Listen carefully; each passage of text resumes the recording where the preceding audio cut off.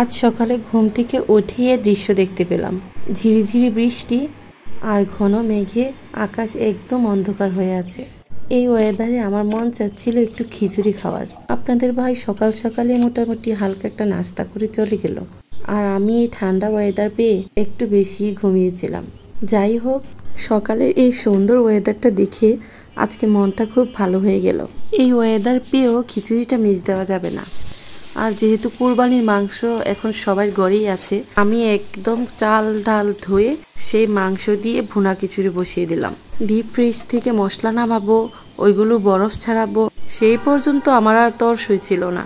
তাই আমি আগে থেকেই শুকনা মশলা কিছু ব্লেন্ড করে রাখি, কারণ হুটহাট করে আমার এটা ওটা খেতে ইচ্ছে করে, তখন আর ডিপ ফ্রিজ থেকে নামানোও সম্ভব হয় না, আর বরফ ছাড়াও সম্ভব হয় না। তাই আমি আদা রসুনও শুকনো করে গুঁড়ো করে রেখেছি। যেহেতু মাংস তরকারি দিয়ে রান্না করছি, আমার তত বেশি আর মশলা দিতে হচ্ছে না, আমি একটু একটু করে সব মশলাই দিয়েছি। আচ্ছা, আমার মতো খিচুড়ি প্রেমী কি আছেন? আমার মতো খিচুড়ি প্রেমী থাকলে অবশ্যই কমেন্ট করবেন।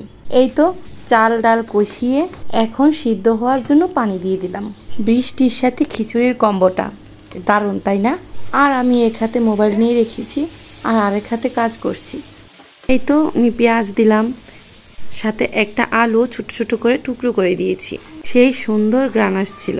বৃষ্টি দেখলে কেন জানি মনটা ফুরফুরা হয়ে যায়। যতই মন খারাপ থাকুক, মনটা ভালো হয়ে যায়। বিয়ের আগে আমার কাজিনের সাথে রাত হোক আর দিন হোক, বৃষ্টি আসলেই ভিজতাম। সেই স্বাধীনতাটা বিয়ের পরে আর পাই না। সেই আনন্দটাও আর নাই যে বৃষ্টি আসলে ভিজতেই হবে। সেই মুহূর্তগুলো, আনন্দগুলো সারা জীবন স্মৃতি হয়েই থাকবে। সারা জীবন এই স্মৃতিগুলো মনে করেই আনন্দ পাবো। বিয়ের পর শ্বশুরবাড়িতে যখন বৃষ্টি আসতো, তখন কখন বৃষ্টি আসছে, কখন আবার বৃষ্টি এসে চলেও গেছে, সেই টেরটাও পেতাম না। মাঝে মাঝে কাজের ফাঁকে ফাঁকে জানালার ফাঁকি দিয়ে দেখতাম, আর ফিরে যেতাম সেই দুই বোনের নাচানাচিতে। বৃষ্টিতে নাচানাচি, লাফালাফি, আর কি যে আনন্দ করা। বিয়ের পর স্বাধীনতার সাথে সেই ভিজার ইচ্ছেটাও মরে গেছে। আর আমরাও সবাই চেঞ্জ হয়ে যাই, যে যার সংসার জীবন নিয়ে। কখন কি রান্না করতে হবে, কখন কি গুছাতে হবে, কখন কাকে কি খাওয়াতে হবে, তখন আমাদের আরেকটা জীবন শুরু হয়। আমরা সেই জীবন থেকে এই জীবনে চলে আসি। আমরা নারীরা সব কিছুই করতে পারি, তাই না? তখন আমাদের আর রান্না করতে গেলে কাপড় পুড়ে যায় না।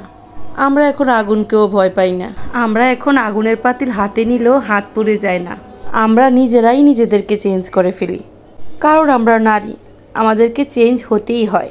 আমাদের দায়িত্ব কর্তব্য পালন করতে হয়, সকলের খেয়াল রাখতে হয়, সব কিছু আমাদেরকেই করতে হয়। অন্যদের খেয়াল রাখতে রাখতে নিজেদের খেয়ালই রাখা হয় না, কারণ আমরা তখন নিজেদের খেয়াল রাখতেই অলস হয়ে যাই।